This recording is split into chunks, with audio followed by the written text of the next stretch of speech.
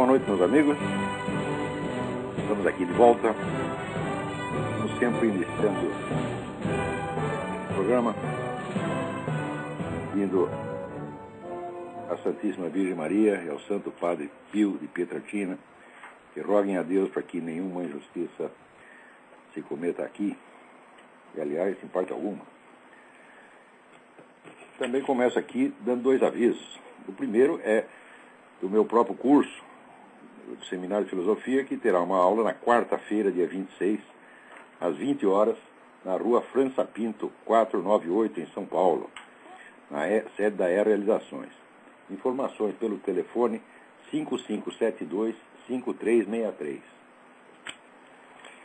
Segundo aviso, é o seguinte: o Heitor de Paula, que eu considero o melhor analista político do Brasil, e escreve regularmente para o Mídia Sem Máscara, dará uma conferência na próxima segunda-feira, às 10 horas, no auditório do Comando Militar do Leste. O tema será Minha Experiência na Esquerda e o Significado da Contra-Revolução de 1964. O Heitor de Paula teve mais ou menos a mesma experiência que eu. Nós dois militamos na esquerda durante um breve tempo, creio que eu durante um tempo brevíssimo. Ele eu não sei, mas sempre vale a pena ouvir o que ele tem a dizer. Ora, em contrapartida, saiu aqui um artigo na Folha de São Paulo de hoje, só podia ser na Folha mesmo, dessa besta quadrada do Fernando Barro de Silva, chamada Direito e o Lulismo. Eu vou ler uns pedacinhos para vocês terem ideia de até onde vai a estupidez desse camarada. Diz ele: a chegada de Lula ao poder, seguida da ruína moral do petismo, serviu de trampolim para impulsionar uma nova direita no país. É um fenômeno de expressão midiática mais do que propriamente político. Está disseminado em jornais, sites, blogs, na revista, não diz qual revista, só pode ser revista Veja. E deve sua difusão aos falcões do colunismo, que se orgulha de parecer assim estupidamente reacionário. Mesmo que a autopropaganda seja enganosa e oculte que até ontem o conservador empedernido de hoje comia no prato da esquerda, que é só um parvenu, um espertalhão adaptado aos tempos, ainda assim temos aqui uma novidade. Essa direita emergente já formou patota, citam uns aos outros, promovem entrevistas entre si, trocam elogios despudorados, praticam o mais desabrido compadrio, mas proclamam a meritocracia e as virtudes da impessoalidade. São boçais, mas adoram arrotar cultura. E aí vai, babá. E daí se refere também, que nessa direita há um articulismo de oposição francamente antinordestino e preconceituoso, coalhado de racismo e misoginia, que faz do insulto o seu método e tem na truculência verbal a sua marca. Deve-se a ele o retorno da cultura da sarjeta e do lixo retórico, vício da imprensa nativa que remonta ao império, mas que havia caído em desuso. Então, olha aqui, salvo engano, né?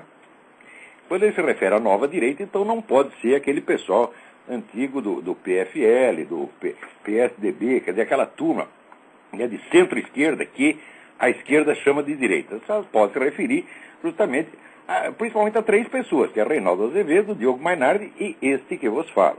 Tá certo? E as pessoas que, de algum modo, entraram nos combates jornalísticos, ou a nosso convite, ou através de órgãos que eu mesmo fundei, por causa do Mídia Sem Máscara. Em suma, é da gente mesmo que ele está falando, tá certo? Então, olha, neste breve artigo, que é uma lauda, o sujeito me chama de parvenu, quer dizer, ao parvenu, ao alpinista social, né, o recém-chegado, parvenu, espertalhão, né, adaptado aos tempos, né, que pratica o compadrio, chama de boçal, ruidoso, cínico, festivo, catastrofista, né, antinordestino, preconceituoso, racista e misógino. Depois de tudo isso, ô Fernandinho, eu não posso nem mandar você tomar no cu, não? Ora, porra, o que é isso? Em primeiro lugar, que merda é essa de compadrio? Tá certo? Os elogios despudorados. Quer dizer, eu deveria ter pudor de elogiar uma pessoa como Graça Salgueiro, por exemplo, ou Heitor de Paula. Heitor de Paula, que é um sujeito que conhece política internacional pelo menos 1000 vezes mais do que Fernando Barros de Silva, e que é um homem sério, tá entendendo? E que, sobretudo, ele nem mesmo vive de dar a sua opinião, porque ele é médico psiquiatra, ele vive da sua clínica, tá certo? E entrou nesse combate jornalístico por um apelo moral e não por nenhuma vontade de subir na vida, porque o sujeito aos 60 anos não vai se lembrar de repentinamente, né, subir na vida, tá certo? Eu mesmo, eu devo lembrar ao Fernandinho que eu publiquei o meu primeiro livro aos 48 anos. Quer dizer, eu não estava iniciando uma carreira aos 48 anos, tá certo? E, sobretudo, não esperei o Lula chegar ao poder. Eu comecei a escrever muito antes disso. Quer dizer, o meu livro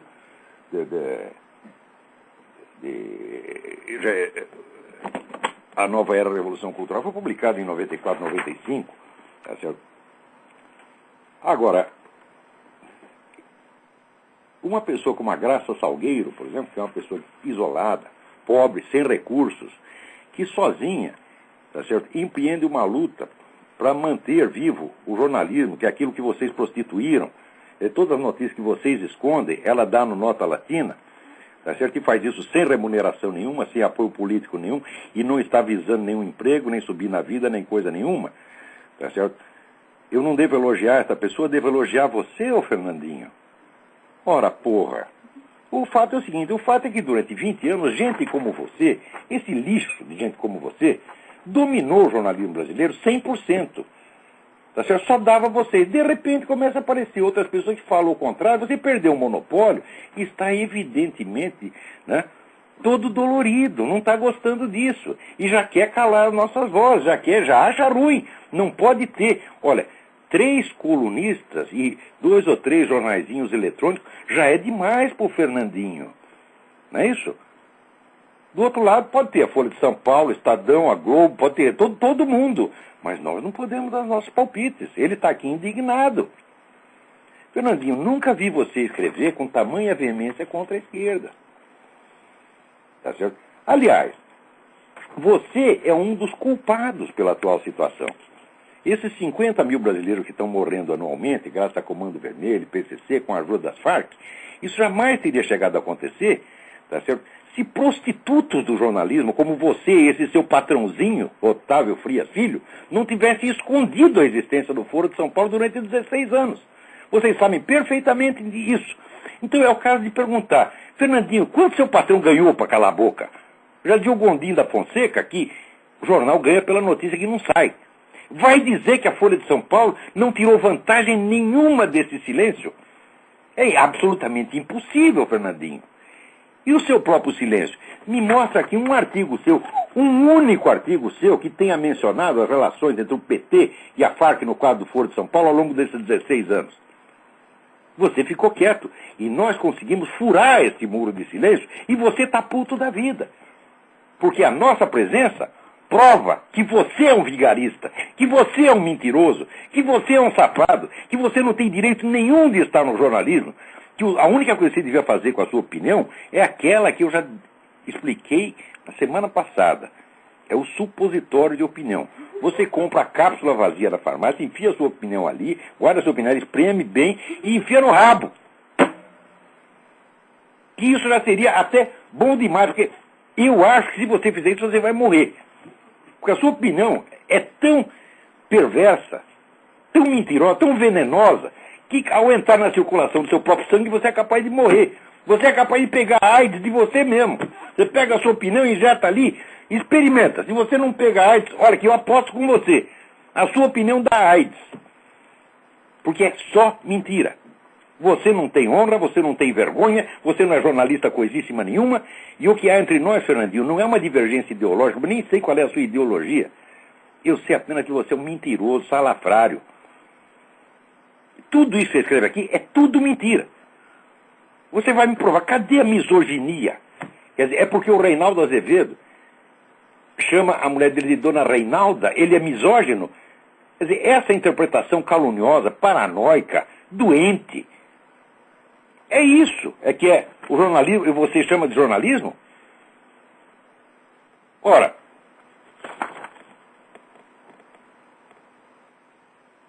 que coisa, hein? Quer dizer, enquanto ele reconhece que nós somos testemunhas vivas do fiasco do pensamento de esquerda nesse país. Não, nós somos testemunhas vivas do fiasco do jornalismo brasileiro. Um fiasco muito mais colossal do que o fiasco da esquerda. Muito mais, porque simplesmente dentro da Folha de São Paulo não tem jornalista. O único jornalista que tem aí é o João Pereira Coutinho, que é português, que não tem obrigação de noticiar o que sai no Brasil. Mas vocês todos, não tem um jornalista dentro dessa redação, só tem ocultador e mentiroso. E no Estadão está a mesma coisa, porque, ó, saiu aqui, agora está aí o tal do seu Demétrio Magnoli, falando toda hora do Foro de São Paulo.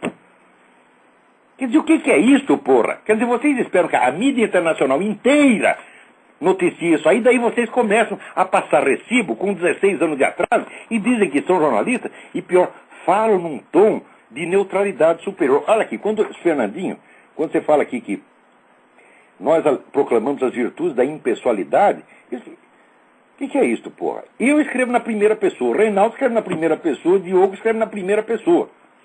Agora você não. Nota aqui. Quem está falando aqui, né, é um sujeito impessoal. Não é Fernando Barros Silva falando em nome dele próprio. É a opinião da Folha de São Paulo. É uma coisa impessoal. Quer dizer, você não se enxerga, não? Né? Agora, a impessoalidade fingida está aqui nos artigos desse seu Demétrio Magnoli, por exemplo, e nos seus próprios, seu Fernandinho. Quer dizer, agora, note bem, saiu aqui no Estadão o artigo do Demétrio Magnoli, dizendo que o Foro de São Paulo liga o presidente Lula ao tio Fico, chefão das Farc, que é uma coisa que eu estou dizendo pelo menos desde o ano 2000. Só que quando eu digo, eu perco meu emprego. Eu sou chamado de louco, sou chamado de paranoico, de mentiroso, de extremista de direita, etc. Agora, daí parece seu Demétrio Magnoli tem carteirinha de trotskista, por isso ele pode falar. Ele pode passar recibo, tá certo, no que eu venho falando, pode passar recibo sem, como é que diz, sem mencionar a fonte, sem reconhecer. Por que ele faz isso? Porque ele sabe que essa ocultação não foi apenas uma falha jornalística, foi um elemento essencial para o sucesso do Foro de São Paulo. Leia bem o discurso do Lula de 2 de julho de 2005, e ele ali mostra que o segredo, a ocultação, foi a chave para o sucesso do Foro de São Paulo. Ele diz, nós montamos tudo de modo que ninguém percebesse o que estava se passando. Ora, e quem é que facilitou para isso? Quem é que concedeu a eles esse manto de silêncio e de ocultação? Foram vocês, foram os Fernandos Barros Silva, os Demétrio Magnoli, os Otávios Frias Filho, tá certo? Os Luiz Garcia, os Mervais Pereira, tá certo? Todos vocês! Todos vocês! Agora, enquanto isso, estava eu lá escrevendo sozinho. Comi o pão com de água balançou. Eu sozinho não. Tinha também gente que não é nem profissional de imprensa, como Graça Salgueiro ou Heitor de Paula. Ou seja, nós conseguimos abrigar e defender a verdade quando vocês todos a renegavam. E você não ganha mal não, Fernandinho. E o Otávio Frias também não ganha mal. Agora, vimos aqui a palavra compadrio. Compadrio é o que tem entre vocês e o Foro de São Paulo, seu vagabundo. Com mais que compadrio, isso é cumplicidade. Cumplicidade no crime. Você é um criminoso, Fernandinho. O sangue desses 50 mil brasileiros há de jorrar sobre a sua cabeça e do Otávio Frias. Porque jamais chegaria a isto sem que vocês todos tivessem encoberto essa parceria de PT-FARC, da qual agora falam, como se fosse a coisa mais óbvia do mundo e sempre sabida. Que coisa! A mídia brasileira, a grande mídia brasileira, toda ela é criminosa, ela não merece nenhuma confiança dos leitores, e é por isso mesmo que acontece o seguinte fenômeno. Quando eu trabalhava na Folha de São Paulo, isso aí vai fazer 40 anos, trabalhei lá 3 anos sem registro, a firma já era filha da puta naquela época, entendeu? Que não registrava ninguém, né? E pagava a contragosto, quando pagava doía, né? Você chegava no caixa, o caixa quase chorava, coitado, na hora de pagar, né? Aquele miserável salário mínimo de jornalista, na época era baixinho, né? Quer dizer, para mim era um dinheirão, porque eu antes tinha trabalhado de office boy, então, para mim o salário de jornalista era muito bom, mas não adianta nada o salário ser muito bom se ele não vem, né? Então a gente ali tinha que ficar na fila como pedindo favor, né? Por favor, seu caixa, excelência, dá para pagar desta vez? Né? Era assim, porra. Né? E vai lá ver a multidão de processo trabalhista que tem contra a Folha de São Paulo. Tá certo? Vai lá ver. Então, olha, enquanto nós estávamos contando a verdade, vocês estavam ocultando. E graças a isso é que chegamos a 50 mil brasileiros mortos por ano. Chegamos a mais ainda. Lê a revista Isto É desta semana, que também vai estar dizendo óbvio. O Brasil tem hoje uma guerrilha que tem 20 vezes mais combatentes do que o PCdoB tinha na guerrilha do Araguaia, na década de 60, 70. Quer dizer, a situação hoje, quando eu escrevi 2 anos atrás, a situação hoje é muito pior do que em 1964, mas muito pior. Porque, primeiro, estamos repetindo a mesma situação, só que em dimensões incomparavelmente maiores. A esquerda latino-americana hoje tem uma organização supranacional, não é isso? Fortíssima, com todo o dinheiro de Hugo Chávez, com todo o dinheiro do narcotráfico, que na época não tinha, não é isso? E hoje, praticamente, não há uma direita politicamente organizada. Esse próprio merda desse Fernandinho reconhece que a nova direita é um fenômeno apenas jornalístico, não político. Não tem um político ali. Eu não sou, nem jamais serei candidato a merda nenhuma, nem Diogo Mainar, nem Reinaldo Azevedo. Nosso negócio é o jornalismo e a cultura e não é política, não. Não temos interesse em jogo, mas vocês todos têm. Vocês têm interesse e até empresarial em jogo. Tá?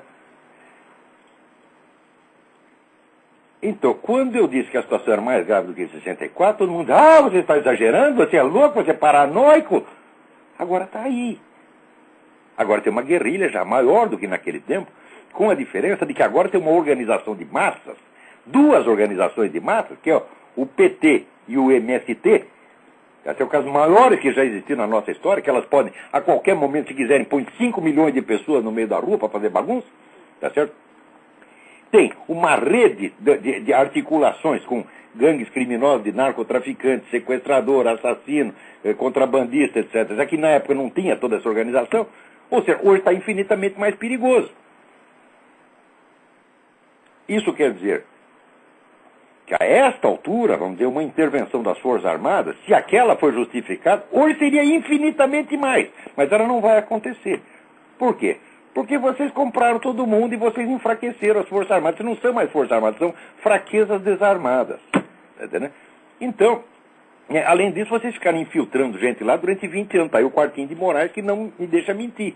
Que há 20 anos ele se dedica a reconstituir a esquerda armada no Brasil. O que é reconstituir a esquerda armada? Significa se infiltrar em academias militares, coisas como a Escola Superior de Guerra, ir lá e lisonjear, né, os milicos, praticando com eles aquela estimulação dupla pavloviana, quer dizer, a mídia esquerdista desce o cacete, inventa um monte de mentira contra os militares e faz a caveira deles. E, por outro lado, outro grupo de intelectuais esquerdistas vai lá e afaga o ego dos milicos e faz promessas. Fiquem do nosso lado que nós daremos dinheiro para vocês comprar armas, talvez deixemos até vocês fazer uma bomba atômica. Tá certo? E nós podemos nos apelar ao patriotismo dos caras, né? E muitos idiotas caem. Acredita que juntar-se a Hugo Chávez para fazer a resistência latino-americana, tá certo? A intervenção do Império, intervenção que jamais existiu, tá certo? Então, é assim que se faz, meu filho. Ataca por 2 lados. Aliás, isso é dialético. Você nunca vai entender a cabeça de comunista se você esperar, você buscar uma ação coerente. A ação comunista é sempre por 2 lados ao mesmo tempo, é sempre contraditória, propositadamente, porque comunista estudou Karl Marx e acredita que a história é movida pelas contradições. Então eles mesmos alimentam as contradições, ora meu saco. Então, por exemplo, se fizesse uma campanha unilateral contra as Forças Armadas, o que aconteceria? Você uniria as Forças Armadas contra a esquerda. Então você não faz isso. Você faz uma campanha contra e uma campanha a favor. Você vai pela calúnia e pela lisonja ao mesmo tempo. Isso é um fato assim, observável empiricamente. É só você ler os artigos que saem lá na revista da Escola Superior de Guerra, está cheio de artigos de esquerdistas tentando convencer os milicos de que é preciso formar uma nova política de segurança nacional voltada contra quê? Contra o Império.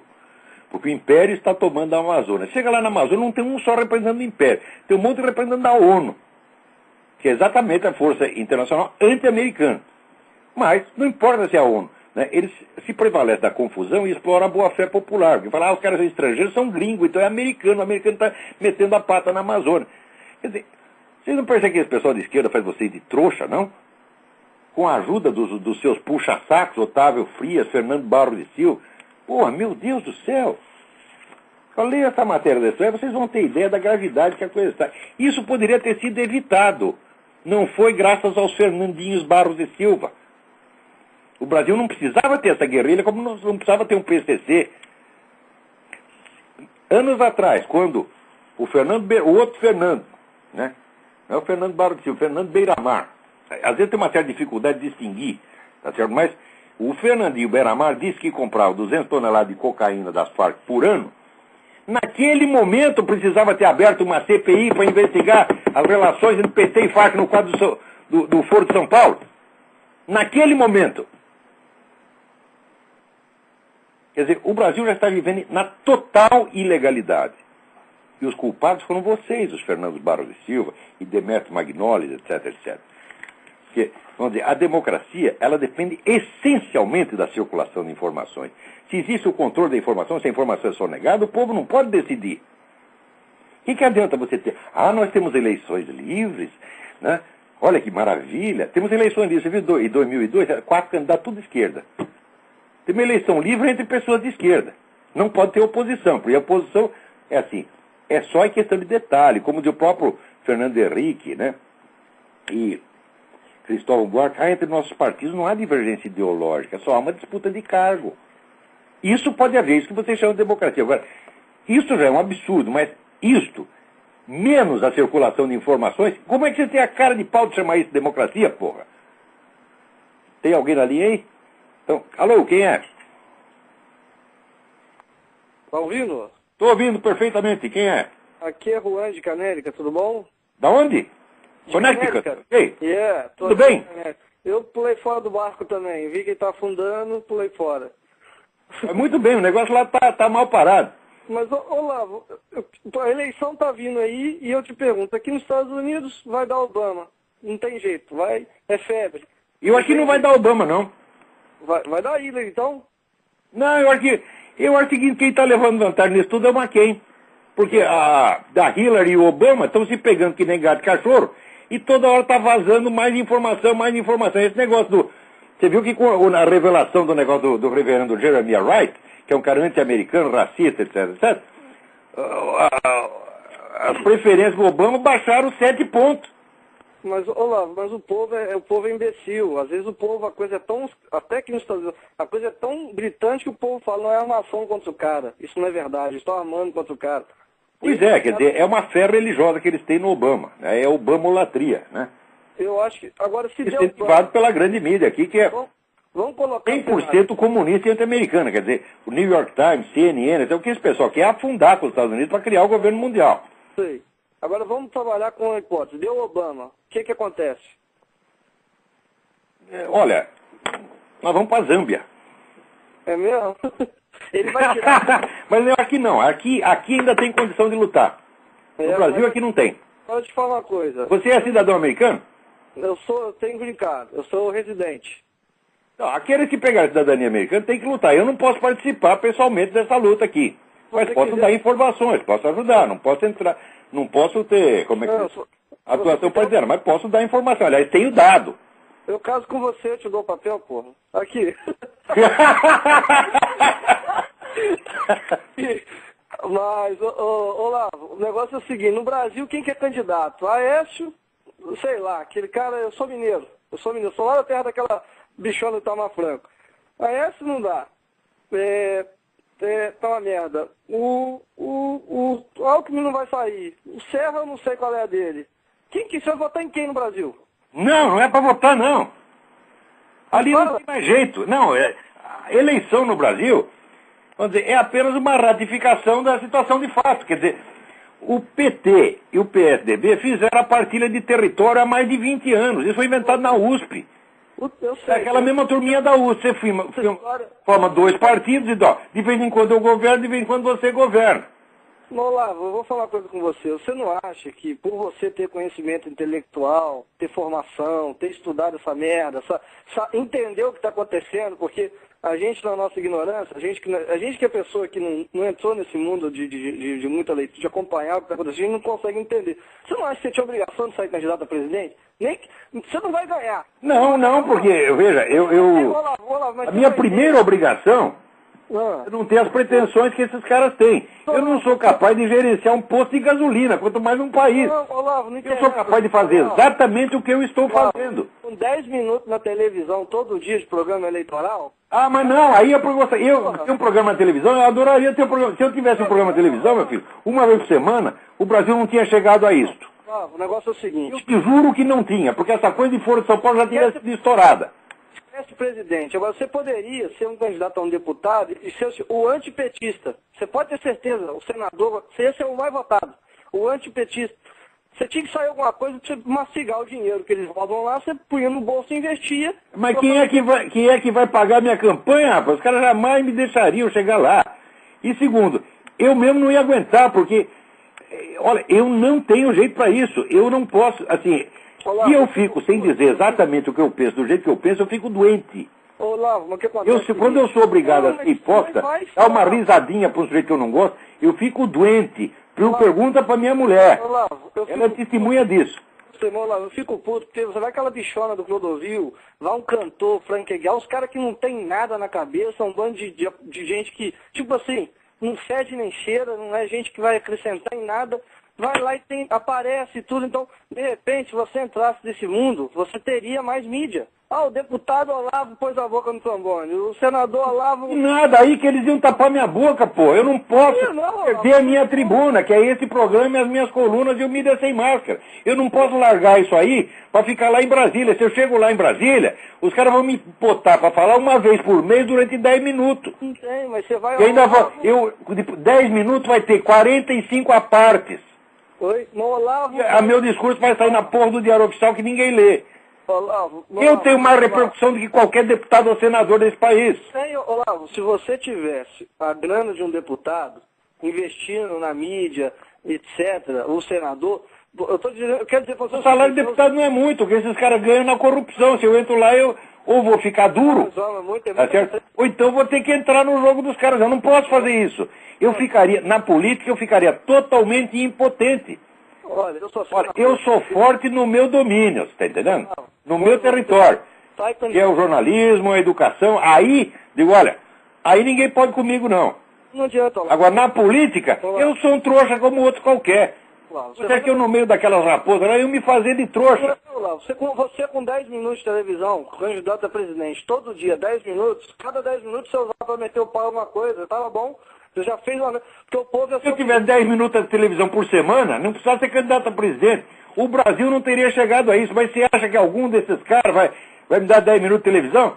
Outra coisa, para você ter 10 minutos, o seu partido precisa ter aqueles 10 minutos. Eu entendo, eu sei a legislação. Entendo. Quer dizer, para eu chegar a ser candidato, eu teria toda, vamos dizer, uma articulação política que ia amarrar minhas mãos, só para chegar a ser candidato. Não dá, a política brasileira não dá. Ué, tem mais 3 pessoas na fila. Muito obrigado pela sua participação. Próximo. Tchau. Tchau. Alô, quem está na linha aí? Alô? Alô? Alô, Olavo? Eu? Tudo bem? Está falando aqui é o Marcos. Marcos, tudo bem? É, de Porto Alegre. Tudo bom, e o senhor? Tudo em ordem, graças a Deus. Ah, ótimo. Olavo, é o seguinte, eu acabei de ler aquele livro do Eric Feiglin, As Reflexões Autobiográficas, né? Aham. E ali ele comenta um trecho em que ele passa por uma experiência americana, de que ele sai da Europa, né, e vê um outro mundo, além daquele que ele conhecia. A minha pergunta é a seguinte, é para o senhor exatamente, né? Qual o impacto da experiência americana para o senhor na tua vida intelectual, ou seja, na tua vida profissional, intelectual, e também na tua vida pessoal? Olha, o impacto assim, é brutal, porque é aqui que a gente vê como a nossa vida no Brasil é miserável, do ponto de vista intelectual. É vida animal. O Brasil não é... A situação intelectual no Brasil não é humana, é animal. Você não tem acesso à informação. Você só tem essa conversa mole marxista. Entendeu? Você não tem acesso a tudo que está sendo discutido no mundo. Ou seja, o Brasil está isolado do mundo. Os caras cercaram mesmo. Os Fernandos Barros e Silva e Otávio Frias, quer dizer, os donos dos canais que têm obrigação de contar as coisas e divulgar. Não, eles escondem tudo, porra. Por exemplo, no Brasil, outro dia eu peguei um jornal, nem lembro que jornal era. e tem assim, tem uma notícia assim, o impacto do caso dos passaportes investigados, né, como é que se diz, abala as eleições americanas, fizeram um barulho danado. No dia seguinte ninguém mais fala nada. Procura o jornal de hoje, você vai ver, não tem uma palavra. Sabe por quê? Porque descobriram que quem fez aquilo foi um assessor do Obama. A mídia brasileira imediatamente já cala a boca. E ninguém mais fica sabendo de nada. Você está entendendo por que não pode viver no Brasil? Sim, aqui diz que foi Washington, né? Mas é uma bobagem. Não, no começo a primeira suspeita cai no governo, evidentemente. Só que no dia seguinte foi lá investigar e tinha lá o cara que era assessor do Obama. Só que aqui é noticiado, lá não. Lá não é noticiado coisa nenhuma, porra. Aqui, tudo que o pessoal da esquerda fala, a direita responde e vice-versa. Lá não, meu filho, só tem esquerda. Agora tá aqui, aparece 3 colunistazinhos falando pelo outro lado, e os caras já ficam bravos, já nos xingam. Não querem. Quer dizer, como é que pode viver num país desse, porra? Quer dizer, um país que o Gilberto Gil é ministro da Cultura. Porra, onde é que pode parar um negócio desse, meu saco? Pois é. E também o senhor podia fazer um paralelo, mais ou menos, dessa experiência... Então, olha, eu tenho tanta dó de mim de ter vivido 58 anos no Brasil, eu não penso nisso, porque senão eu choro, eu vou ficar com dó de mim, ficar com autopiedade. A autopiedade é doença. Eu não posso pensar muito nisso. Agora, por exemplo, o acesso que eu tenho aqui para o comprador de livros, os Estados Unidos é o paraíso. Não existe nem jamais existirá um lugar como esse. Aqui você tem acesso ao livro que você quiser, barato, acessível, você está entendendo? Você pega aí no sebo, você vai lá, compra por $2, $3, coisa que às vezes no Brasil eu procurei durante 30 anos e não tinha. Aqui, você vai na esquina e compra por $2, porra. Você quer participar do debate de ideias, você tem todas as correntes, tem, vamos dizer, a quantidade de informação que o americano médio tem para opinar nesses blogs, você entra nesses blogs de discussão, vê a quantidade de informação que cada pessoa tem lá, e no Brasil professor universitário não tem, senador não tem, oficial das Forças Armadas não tem. Quer dizer, qualquer cidadão americano, se eu pegar aqui a minha vizinha, enfermeira, ela está sabendo mais do que um senador da República no Brasil. É esse o impacto. Você está entendendo? Sim, sim. Quer dizer, do ponto de vista cultural, né, aqui tem leite, lá tem veneno. Pois é. E os casos do que o senhor teve na França e na Romênia, o que pôde ver lá? Não, a Romênia é um caso triste, porque é um povo muito culto, né? Mas que vive numa miséria desgraçada. Lá um ministro de Estado ganha $1.000 por mês, o jornalista ganha 100. Eles não têm onde cair mortos. Então você vê aquele bando de pessoas talentosas, os romanos são inteligentíssimos e estudiosos, dedicados, não tem onde cair mortos. Eu tenho uma grande amiga lá que eu queria que ela saísse para me visitar no Brasil. Ela dizia, não, eu não posso, porque eu estou pagando um apartamento aqui há 35 anos, tenho que pagar outros 35, e tem uma cláusula que se eu sair do país eu perco o contrato. Isso é vida, porra! Agora, na França, a França é um país maravilhoso, só que tudo que é maravilhoso lá é do século XII, XIII. O problema da França é que está cheio de francês, tá entendendo? Então, os caras que dão palpite em tudo, é tudo comunista, você está entendendo? Quer dizer, mas francês, sim, eles sempre querem o comunismo para os outros. Quando que a França foi comunista? Nenhum dia, porque eles não são idiotas. Eles vão fazer o comunismo no Brasil. No Brasil, na América Latina, na África, eles gostam. E para eles? Para eles não, eles querem o capitalismo, que não são bestas. Pois é. Quer dizer, ó, você quer saber como é que é a França? Vou te explicar o que é a França. Você chega lá, todo lugar tem a campanha antitabagística. Não pode fumar, etc, etc, etc. Só que é o seguinte, quem fabrica o cigarro é o governo. Então o governo fabrica o cigarro, ganha um dinheirão com o cigarro, e ele mesmo faz campanha contra o fumo e campanha a favor do fumo. Isso é a França, porra. Quer dizer, aqui lá, a França sempre foi o reino da picaretagem, né? O político francês é uma coisa medonha, medonha, medonha. Não se pode confiar em nenhum. Só tinha o general de Gaulle, que é um homem sério. E aí os caras acabaram botando ele de lá para fora. Tá certo. Tá bom, Olavo. Obrigado pela participação aí. Deus abençoe, obrigado. Para você também. Obrigado, tchau, tchau. Quem mais está na linha aí? Alô? Alô, Olavo? Eu? Beleza? Tô aqui ouvindo você. Tô ligando aí porque meu amigo aí da minha cidade ligou e eu ouvi ele. Quanta abobrinha o Juan falou, hein? Puta que pariu. Identifique-se, você não disse o seu nome. O meu nome é Donizete Camargo, eu moro na cidade de Bridgeport. Bridgeport? Aonde? Que estado é? Connecticut? É, Connecticut. Eu estou aqui há 20 anos, te ouço toda semana eu estou ligado aí no seu programa. Muito obrigado. Continua aí que estamos dando a força total para você. Mas eu estou apenas começando. Que isso, porra? É isso aí. Eu nem fiz nada ainda, agora que eu vou fazer, porra. Olha aí, o Ron tá achando ruim. Dá macaco no seu galho. É isso mesmo. Continua aí com esse trabalho maravilhoso aí que você tá dando maior força pra gente aqui, viu, Lato? Brigadão. Estamos sempre aprendendo. E aquela merda lá tá no buraco e vai continuar no buraco. Eu acho que lá não tem mais jeito, viu? Não tem mais jeito. Eu acho que acabou. Falou então, Olavo. Um abração. Um abraço, boa sorte. Agora, aqui tem mais alguém, aqui tem uma carta muito interessante aqui que eu gostaria de responder. Olha aqui, carta do Daniel Scherer. Carta muito boa mesmo. Ele diz, gostaria de sanar algumas dúvidas referente ao seu conceito da paralaxe cognitiva. O senhor diz que o empirismo de Guilherme de Ockham tem alguma relação com o início desse fenômeno, ou mais exatamente com a sua popularização no início da modernidade. Ao igualar a realidade com aquilo que pode ser submetido ao teste empírico, Ockham teria dado um grande impulso a esse afastamento do real. Já dizia Leibniz na monadologia, somos empíricos apenas em 3/4 dos nossos atos. E talvez ele tenha exagerado. E eu acho que nem isso, é muito menos de 3/4. Olha, é só você ver. Quer dizer, aquilo que pode ser submetido a teste empírico é uma fração infinitesimal da realidade. Na quase totalidade do que nós sabemos, nós nos confiamos na palavra dos outros, no testemunho humano, nas tradições, etc. E não tem outro jeito de não ser assim. Agora, se você dizer que apenas a experiência, você confiar apenas na experiência, eu digo, bom, então, em primeiro lugar, você tinha que provar, por experiência, que a experiência é o único meio de chegar ao conhecimento. Você não pode provar isso porque simplesmente não é assim. Então, quer dizer, o discurso empirista já é uma coisa que diz uma coisa, mas ele não pode fazer aquilo que ele está dizendo, então ele faz outra e finge que está fazendo essa. Daí prossegue o Daniel Scherer. No entanto, eu me pergunto se não é possível enxergar esse descolamento da realidade em Sigé de Brabant, em particular na sua polêmica com Tomás de Aquino sobre as duas verdades. Você tem toda a razão, você está montado na razão, porque o nego diz que existe uma verdade na religião, outra verdade diferente na ciência, já é, de certo modo, a paralaxe cognitiva assumida. Mas só não chega a ser paralaxe cognitiva justamente porque é assumida. Porque aí não é paralaxe, porque é uma contradição explícita. Né? Quer dizer, o Sigé de Brabant não fazia questão de ser coerente. Né?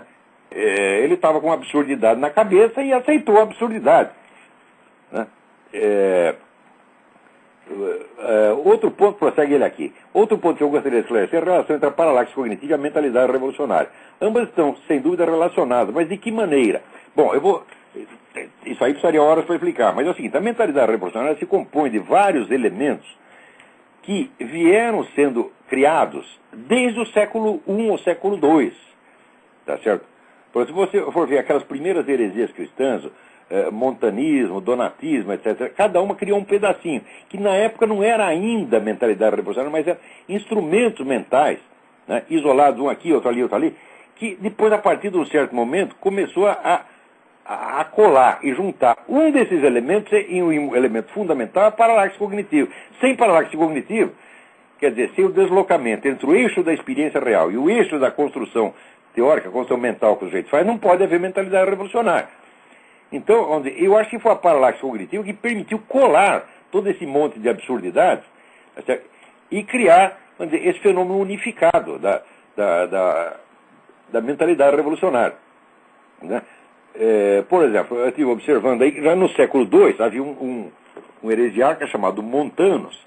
Ele foi o primeiro sujeito que inventou aquela divisão da história em 3 etapas, que depois ficaria famosa com Joaquim de Flora, né? E mais tarde, ainda mais com Augusto Comte. Né? Mas esse sujeito já no século II, ele já tinha inventado isso aí. Ora, se você inventa, vamos dizer, uma divisão da história em etapas, e você sabe, acha que sabe se situar dentro desse escalonamento da história, é porque você sabe quanto que a história vai durar. Você conhece o fim da história. Essa é uma ilusão, evidentemente. Então, o Montanus não era um revolucionário, tá certo? Mas esse elemento importantíssimo da mentalidade revolucionária foi ele que inventou. Isso aí sozinho não bastaria para fazer a mentalidade revolucionária. Quer dizer, é justamente a longa somatória, não é somatória, é síntese desses elementos é que tem que ser rastreado, é exatamente isso que eu estou fazendo. Né? Daí dizer aqui, à primeira vista, para lá que seria o pressuposto da mentalidade revolucionária. É preciso primeiro se afastar da realidade para depois tentar implantar na marra, se preciso, um projeto de sociedade ao qual a estrutura mesmo da realidade se mostra hostil. Mas parece que podemos encontrar outros atores que conseguem escapar de uma dessas armadilhas e cair na outra. Por exemplo, Roger Scruton é um homem conservador, mas suas referências filosóficas básicas são Kant e Wittgenstein. Pois é o tal negócio, quer dizer, nem tudo aquilo que tem origem no movimento revolucionário também é revolucionário no seu uso. Quer dizer, você pode catar 1000 elementos, eu mesmo pego elementos de Hegel, né? Eu, sob certo aspecto, sou um grande apreciador de Hegel, não de Kant. Kant eu considero uma besta quadrada, mas Hegel tem muita coisa valiosa, mas você precisa tirar aquilo, vamos dizer, do contexto revolucionário, né? Pegar, vamos dizer, é como você desmontar um carro, né? Você desmonta o carro, pega a peça e monta do jeito que você quer. Então, o Roger Scruton, eu acho assim, incrível como é que ele, partindo dessa formação com Kant e Wittgenstein, chegou a ser um dos grandes filósofos conservadores, né? Porque, como diz, a origem é comprometida, mas e aí a minha origem? Eu comecei marxista, porra. Eu não posso falar dos outros, porque, como dizia o Nelson Rodrigues, meu passado me condena. Tudo isso que eu falo contra os comunistas não é contra eles, não é contra mim mesmo, é contra a minha própria burrice. E não é só comunismo, né? Eu me conheço bem a mim, eu vejo a montanha de obstáculos mentais que existem na minha cabeça contra a verdade, e eu desde os 20 anos de idade me ocupo desmontando isso, porque eu sei que existe uma verdade e sei que existe um sentido na realidade, mas que nós podemos chegar lá e devemos poder percebê-lo. Mas, como disse, tem muitos véus na frente, a gente tem que ir arrancando um por um. Eu estou fazendo isso há 40 anos e ainda não cheguei lá. Então, vamos lá, peraí, tem mais alguém na linha. Mas obrigado pela carta do Daniel. Alô? Alô, Olavo? Eu? Tudo bem? É o Alfredo aqui de Connecticut. Oi, Alfredo. Hoje é o dia de Connecticut. Estamos todo mundo aqui. Tá cheio de brasileiro aí, é? Tem bastante aqui. Aqui em Richmond também. Agora estão mandando um pouco embora, tá limpando um pouco a área. Pois é, mas esse pessoal chega aqui e fica ilegal, pô. Tem tanto jeito de você legalizar a situação, tentar lutar para melhorar a situação. Pô. É verdade.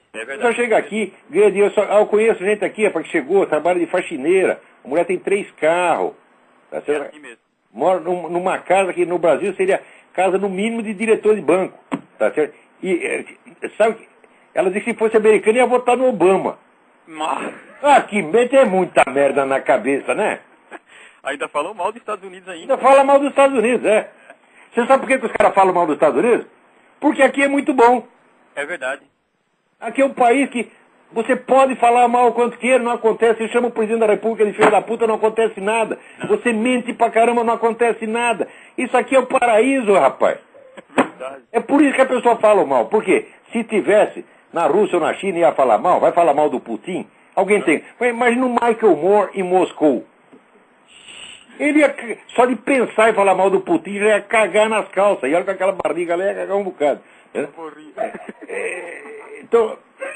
Mas é por falando nisso. Na China, né, os caras estão tremendo de medo. Agora chega aqui, aqui pode xingar o presidente, então vamos xingar. É verdade. Quer dizer, são filhinhos de papai. Então, é que nem um sujeito assim que briga com o pai e com a mãe, tá entendendo? Para não enfrentar o mundo lá fora, tá entendendo? Quer dizer que ele não tem coragem de, né, viver por conta própria, fica na casa do pai e da mãe, fica brigando com o pai e a mãe. Por que briga com o pai e a mãe? Porque o pai e a mãe estão do lado dele, sabe que eles não vão reagir. Agora, arruma uma briga na rua, filha da puta. Arruma um inimigo de verdade. É isso mesmo, é verdade. Então, mas, por falar nisso, eu tive conversando esses dias com uma senhora amiga minha, professora aposentada, né? E ela comprou esses pacotes de viagem que vai para Israel, passa pelo Egito, passa por esses outros lugares. E ela me contou algo que eu gostaria de comentar sobre isso.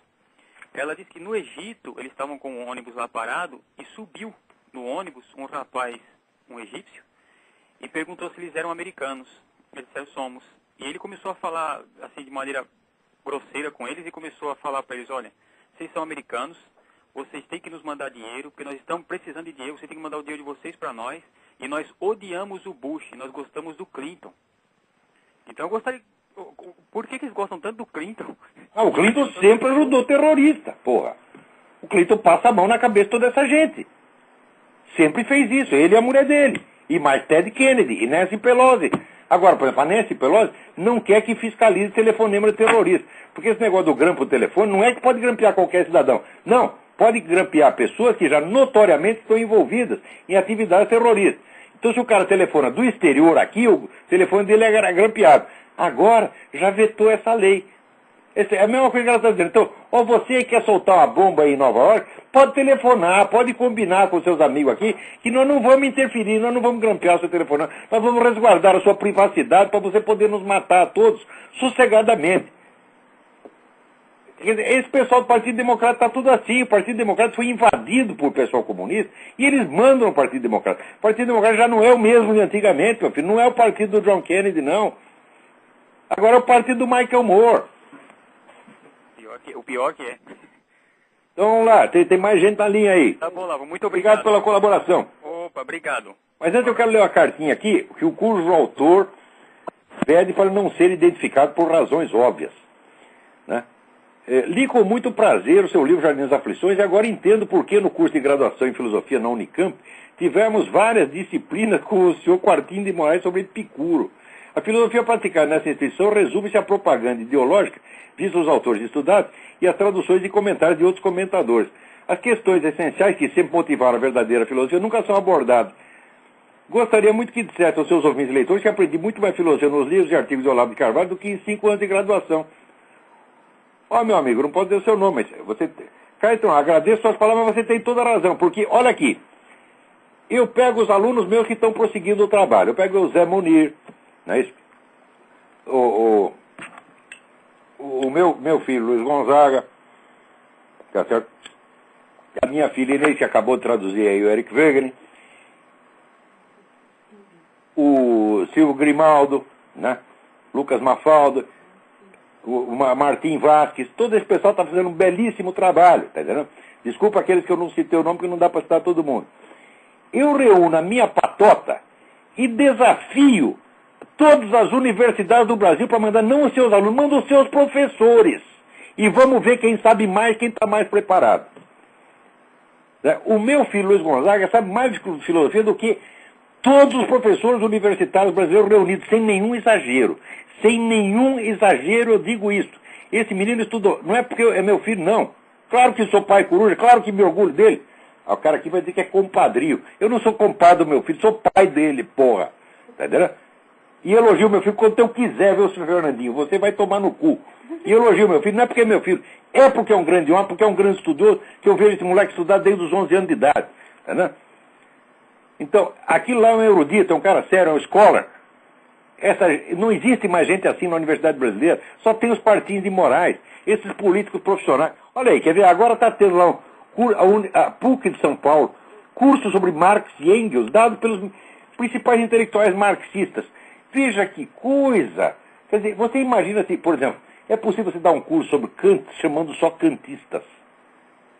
Ou um curso sobre Comte chamando só positivistas? Isso não existe, só Marx tem esse privilégio. Só os marxistas podem ensinar Karl Marx.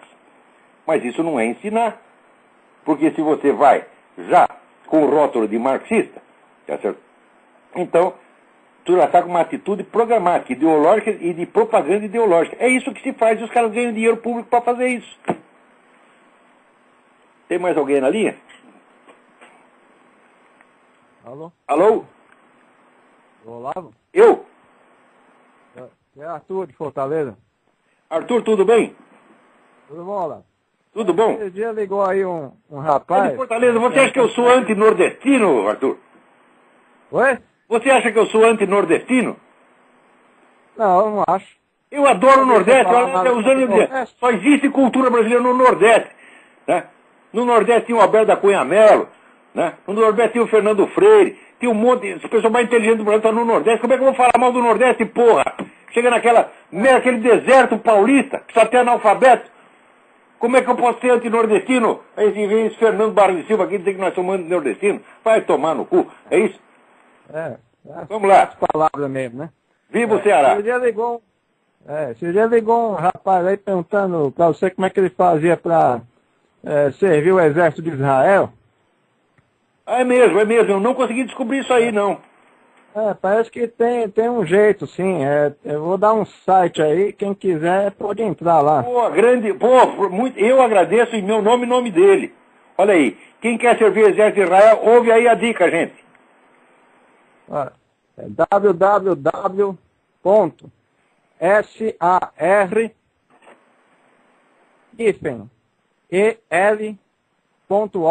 Espera, S-A-R-EL...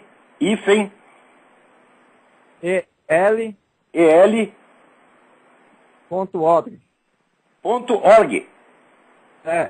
Org, O-R-G? Não, aí de... Oi? É uma sigla para Service for Israel. Peraí, então vamos... repete, por favor. www.sar-el.org. Então, olha aí, SAR-EL.org. Quem quer lutar por Israel, vai lá. Olha, e tem que fazer isso mesmo, porque é um país pequenininho, está cercado de 30 e tantos países que querem comer vivo cada judeu que está lá. Vou lembrar uma coisa para vocês. O filósofo espanhol Ortega y Gasset, que às vezes fazia uma cagada, ele foi um dos precursores da União Europeia, isso é uma bela cagada dele, mas que, por outro lado, era um grande homem. Uma vez, num programa de rádio, pediram um conselho para ele. Deu um conselho para os jovens espanhóis, se eu pudesse resumir tudo num conselho. E ele respondeu o seguinte: prestad noblemente vuestro auxilio a los que son los menos contra los que son los más. Preste auxílio à minoria contra a maioria. Então é assim, onde tem o nego apanhando, é esse que você tem que ajudar. Não é questão de você estar a favor de um ou estar a favor do outro. Não.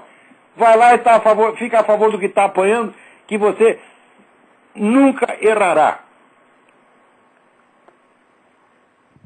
Né? Tá? Eu já comprei briga na rua para defender o traveco que estava apanhando lá. Aí vão dizer que eu sou homofóbico. Homofóbico é a puta que os pariu. Que eu podia ter apanhado, levado um cacete no lugar dele. Felizmente os caras desistiram. Alô, tem mais alguém na linha aí? Pois é, Olavo. Tá, vou desligar então. Não, agradeço demais. Nada, tudo de bom. Tudo de bom. Tá vendo que é bom ter um programa? A gente, né, tem uma coisa que você pergunta pra gente, a gente não sabe, mas alguém sabe. Então a mão lava a outra. Alô, quem tá na linha? Alô, Olavo? Eu? Olavo, Eduardo de Campinas. Eduardo, tudo bem? Tudo bom? Eu liguei semana passada. Sim, tudo bem. Então, Olavo, primeiro eu queria agradecer porque o senhor foi muito gentil comigo. E segundo eu queria perguntar por que o Partido Democrata ficou essa podridão toda. E agora eu vou desligar para as pessoas poderem ligar também. Bom, gentileza sua. Aqui é o seguinte, ou eu sou gentil ou eu já mando tomar no cu logo direto, porque meio termo não tem. Aqui é ame ou deixo. Se o sujeito vier aqui, eu ver que ele está com boa intenção, vai ser tratado que nem um príncipe. Agora, veio com treta, já manda merda logo, né? E você, Eduardo, você é boa gente, você veio com uma pergunta muito sincera, né? Gostei mesmo da sua pergunta. E então vamos lá. Agora, essa pergunta sobre o Partido Democrata, essa coisa começou no tempo que teve aquelas investigações do Comitê de Atividades Anti-Americanas. Porque o tal do Joe McCarthy descobriu muita coisa, mas muita mais coisa do que ele mesmo conseguia imaginar. Tá certo? E ele não descobriu nem 10% do que havia em matéria de penetração comunista. Quando começou, vamos dizer, a revelar isso aí, isso era no governo Truman. Então o que acontece? O Partido Democrata começou a se defender. Então começou a mentir para não ficar comprometido. Porque ficou aquele negócio, não, agora se vazar isso aí, que nós, né, botamos todos esses comunistas em cargos importantes, então vai pegar mal para nós nas eleições. Então começaram a mentir. E a partir daí a aliança deles com os comunistas foi se aprofundando, ao passo que hoje a esquerda manda no Partido Democrata.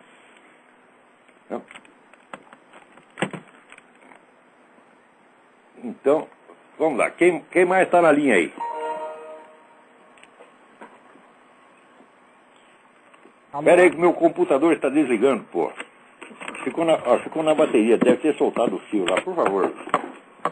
Soltou aqui, ó. Mas vamos continuar. Quem está na linha aí? Tudo bem, Olavo? Tá me ouvindo? Tudo bem, quem está falando? Meu nome é Alan, tudo bem? Alan, tudo em ordem? Tô eu e minha namorada aqui assistindo o seu programa, nós gostamos bastante. Nós estamos em Brasília. Obrigado, gente. Ô, Olavo, eu tive a oportunidade de estudar em uma universidade pública famosa, a Unicamp, e também tive doses cavalares de marxismo. É só o que eles têm, é só o que esses idiotas sabem.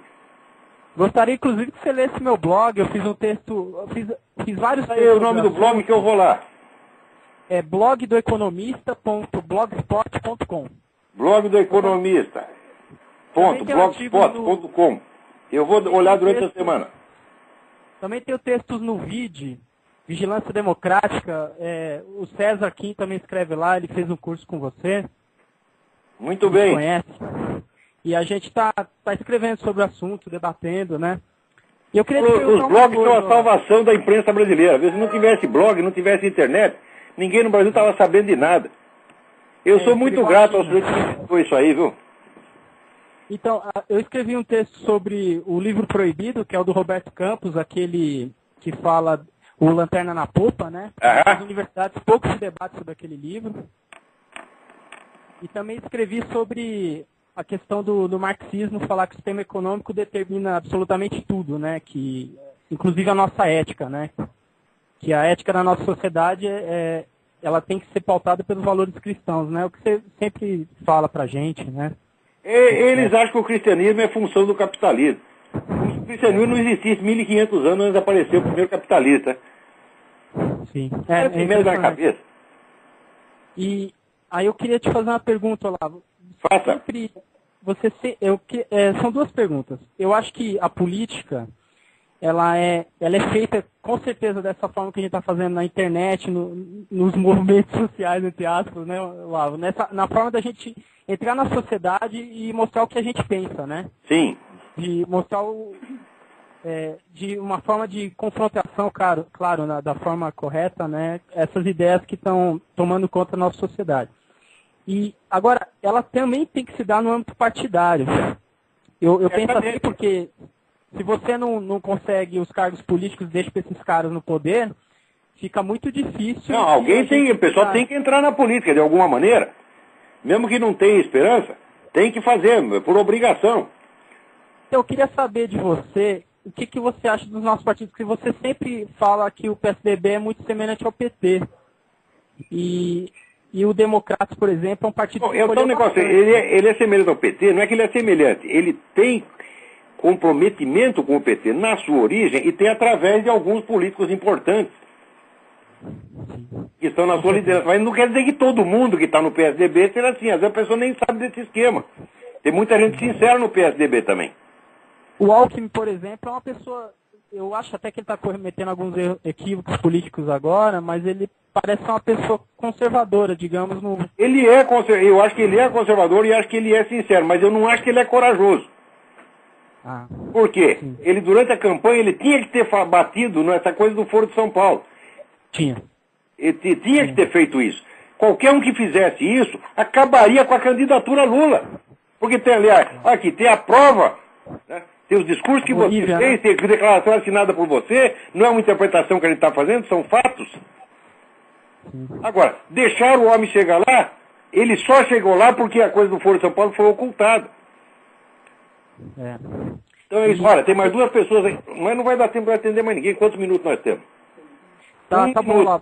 Um minuto não dá para fazer mais nada. Então lamento os que ficaram na fila, lamento os e-mails todos que ficaram sem ser comentados. É uma pena, né? Esse programa Obrigado, Olavo. Obrigado, eu. Visita meu blog, por favor, tá? Blog do Economista e o Júlio Severo, blog dele. Não deixe de ler a entrevista do Júlio Severo que ele deu aqui, traduzida pelo Matthew Hoffman, a entrevista em inglês.